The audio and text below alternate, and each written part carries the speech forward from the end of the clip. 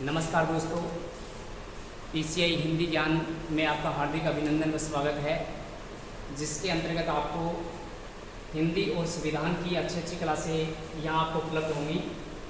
मित्रों, यहाँ पर पिछले वीडियो में हमने संविधान के प्रमुख चरण डाले थे, जिसमें संविधान के विकास में कौन कौन से अधिनियम अपने लिए महत्वपूर्ण हो सकते हैं। इसके बाद में हम आगे बढ़ते हैं, तो इसी चरण में संविधान का हम पहला चरण लेकर आपके सामने प्रस्तुत हुए हैं। मित्रों, इस फूल की खुशबू इतनी है तो गुलाब की महक क्या होगी। जिस दिन भारत का संविधान बना उस दिन की कीमत क्या होगी। तो हम चलते हैं अपने वीडियो पर। भारत संविधान का प्रथम चरण, भारतीय संविधान का जो प्रथम चरण है उसके अंतर्गत हम चले तो इसमें नाम आता है मित्रों 1773 का रेगुलेटिंग एक्ट। इनमें 1773 का क्या आ गया, रेगुलेटिंग एक्ट आ गया। रेगुलेटिंग एक्ट अगर हम देखें तो इसकी ये 1773 की डेट हमें पढ़ने को मिलती है। 1773 से एक वर्ष पहले भी हम जाएं तो 2 प्रश्न याद कर सकते हैं। मित्रों, 1772 में कलेक्टर पद का सृजन हुआ था और 1772 में ही अपने भारतीय संविधान में, अपने भारतीय इतिहास में राजा राम मोहन राय का जन्म हुआ था। तो 1772 के लिए अपने ये 2 प्रश्न हो गए। इसके बाद में 1773 के रेगुलेटिंग एक्ट पर चलते हैं। 1773 का रेगुलेटिंग एक्ट मित्रों लागू कब हुआ, तो ये 1774 में लागू हुआ था और 1774 में लागू हुआ। 1773 के रेगुलेटिंग एक्ट के तहत बंगाल का पहले केवल गवर्नर हुआ करता था। इस एक्ट के तहत बंगाल का प्रथम गवर्नर जनरल वारेन हेस्टिंग्स को बनाया गया। किसको बनाया गया मित्रों, वारेन हेस्टिंग्स को। और इसी कड़ी में ये अपना जो पहला चरण होता है ये 1974 में लागू होता है और 1974 से ही अपनी एक कड़ी और जुड़ी हुई है और वो है ये कलकत्ता में मित्रों उच्चतम न्यायालय की स्थापना की गई और इस उच्चतम न्यायालय में कुल सदस्यों की संख्या 4 रखी गई, जिसमें एक तो मुख्य न्यायाधीश और 3 अन्य न्यायाधीश इसमें रखे गई। प्रथम एक तो न्यायाधीश हो गया मुख्य न्यायाधीश, और ये मुख्य न्यायाधीश बनाया गया था एलिजा इम्पे को, और 3 इसके अंतर्गत अन्य न्यायाधीशों का प्रावधान रखा गया। तो इन 4 व्यक्तियों को हम इस ट्रिक के माध्यम से याद रख सकते हैं। एली चेली हाई कोर्ट, ये हाई कोर्ट का नाम हो गया और हाई कोर्ट का नाम क्या है मित्रों, एली चेली है, एली चेली। तो एली का मतलब तो हो जाएगा यहाँ पर एलिजा इम्पे हो जाएगा। चेली, तो चे का मतलब मित्रों यहाँ पर हो जाएगा चैम्बर्स, एक सदस्य जिसका नाम चैम्बर्स था। ली, दूसरा सदस्य जिसका नाम था ली मैस्टर, दूसरे सदस्य का नाम क्या हो गया, ली मैस्टर हो गया। हाई कोर्ट, इसमें हाई का मतलब हो जाएगा हाइट। इस प्रकार से ये 4 सदस्य इस ट्रिक के माध्यम से याद रख सकते हैं। और कोर्ट का मतलब हो ही गया कि यहाँ पर उच्चतम न्यायालय या सुप्रीम कोर्ट की स्थापना कोलकाता में की गई। इसी कड़ी में 1773 के रेगुलेटिंग एक्ट के तहत हम आगे बढ़ते हैं। गवर्नर जनरल कार्यकारिणी में भी सदस्यों की संख्या कितनी रखी गई मित्रों, 4 रखी गई। तो यहाँ पर उच्चतम न्यायालय में भी सदस्यों की संख्या 4 और गवर्नर जनरल कार्यकारिणी जो बनी उस कार्यकारिणी के सदस्यों की संख्या भी कितनी रखी गई, 4 रखी गई। और इन 4 सदस्यों को हम अगर क्रम से देखें तो इनमें एक तो हो गया फिलिप फ्रांसिस हो गया, दूसरा हो गया मानसन हो गया, तीसरा इसके अंतर्गत बोरवेल हो गया और चौथा इसमें क्लेवेरिंग हो गया। तो मित्रों, ये भी हम याद कैसे करें इसके लिए भी आपको बताते हैं। फिलिप, तो ये फिलिप्स रेडियो हो गया।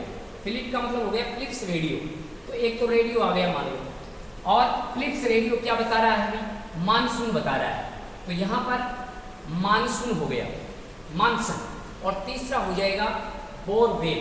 तो इसको आप ट्यूबवेल ही बना दो, ट्यूबवेल। तो मतलब यह है कि फिलिप्स रेडियो मानसून की समाचार, मानसून की खबर दे रहा है कि अब ट्यूबवेल को बंद करना है क्योंकि अब बरसात होने वाली है। तो ये बोरवेल हो गया, ट्यूबवेल, और इसी ट्यूबवेल को हम बोरिंग भी कह सकते हैं। तो यहाँ पर क्लेवेरिंग, तो एक तो ये बोरिंग याद रख लो, एक मानसून हो गया, एक बॉलवेल तो ट्यूबवेल याद रख सकते हैं, और ये फिलिप रेडियो से अपनी इमेज बन सकती है। इसी कड़ी में हम आगे चलें तो आंशिक रूप से कोड ऑफ डायरेक्ट की स्थापना की गई, जिसको मुख्य रूप से 1784 के पिट्स एक्ट में जोड़ दिया जाएगा और वहाँ द्वैत शासन के नाम से इसको आगे बढ़ाया जाएगा। मित्रों, आगे हम बढ़ते हैं।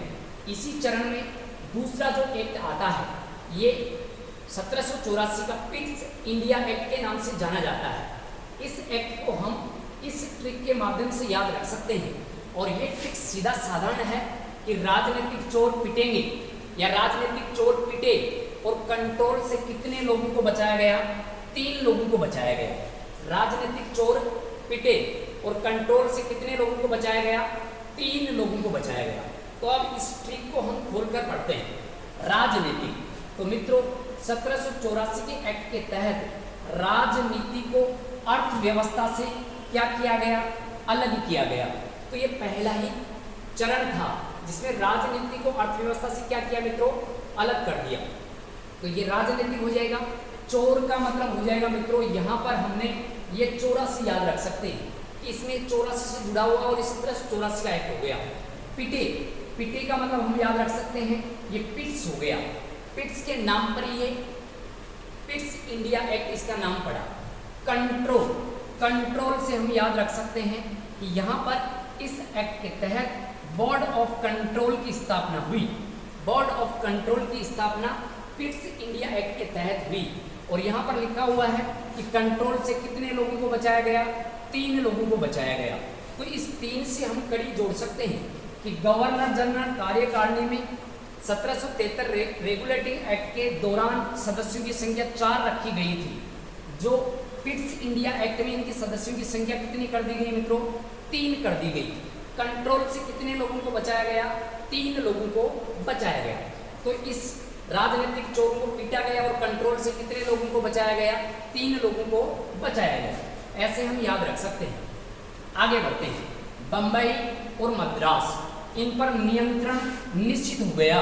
इससे पहले 1773 के रेगुलेटिंग एक्ट में यह नियंत्रण अनिश्चित था। वहां पर नियंत्रण तो रखा गया था। बंबई और मद्रास में बंगाल के अलावा यहाँ पर बंबई और मद्रास में अपना नियंत्रण फैलाया अंग्रेजों ने, लेकिन वो निश्चित नहीं हुआ था। जो 1784 के पिट्स इंडिया एक्ट में इनकी निश्चितता होती है, नियंत्रण की निश्चितता। फिर आगे हम बढ़ते हैं तो 1784 के पिट्स इंडिया एक्ट के तहत ही आगे हम बढ़े तो यहाँ पर एक तो हो गया कोड ऑफ डायरेक्टर और एक हो गया board of control. Code of director, तो ये डायरेक्टर था, ये तो संबंधित था व्यापार से। कोड ऑफ डायरेक्टर किससे संबंध रखता था भाई? व्यापार से संबंध रखता था। और बोर्ड ऑफ कंट्रोल किससे संबंध रखता था? राजनीति से संबंध रखता था। यहाँ पर कोड ऑफ डायरेक्टर में तो सदस्यों की संख्या कितनी फिक्स की गई? 24 सदस्यों की संख्या फिक्स की गई। और बोर्ड ऑफ कंट्रोल में सदस्यों की संख्या कितनी रखी गई मित्रों? 6 रखी गई। इस प्रकार से हम इन दोनों को जोड़ते हैं तो ये द्वैत शासन हो गया। और द्वैत शासन की शुरुआत इंडिया में किस अधिनियम से मानी जाती है? तो ये मित्रों 1784 का पिट्स इंडिया एक्ट के तहत भारत में द्वैत शासन की शुरुआत हुई, जो आगे चलकर यहाँ पर 1858 का अधिनियम आएगा, जहाँ पर द्वैत शासन की क्या हो जाएगी? समाप्ति हो जाएगी। द्वैत शासन की समाप्ति या समाप्त हो जाएगा। द्वैत शासन की समाप्ति किस अधिनियम से मानी जाती है? तो 1858 के अधिनियम द्वैत शासन की समाप्ति हो जाएगी। और यहाँ पर मित्रों सचिव पद का सृजन होगा। किस पद का सृजन होगा? सचिव पद का सृजन। और पिट्स इंडिया एक्ट आगे 1858 के अधिनियम में द्वैत शासन समाप्त और सचिव पद क्या हो गया? सर्जित हो गया। और इसी एक्ट से भारत में पहली बार भारत शासन अधिनियम आएगा, जो हम आगे की कड़ी में पढ़ने वाले हैं। तो मित्रों ऐसे हम बात करें तो यहाँ पर 2 अधिनियम, एक तो कौन सा हो गया अभी? एक तो हो गया अपना कौन सा? रेगुलेटिंग एक्ट हो गया, जो हमने विस्तार से पढ़ा है। और दूसरा एक्ट कौन सा हो गया मित्रों? यहाँ पिट्स इंडिया एक्ट हो गया, ये भी हमने विस्तार से पढ़ा है।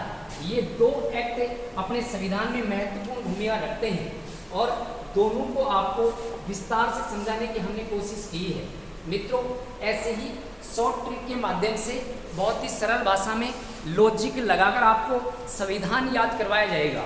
अपने चैनल PCI हिंदी ज्ञान को सब्सक्राइब कीजिए, ज़्यादा से ज़्यादा शेयर कीजिए। सभी दोस्तों को धन्यवाद। जय भारत, जय हिंद।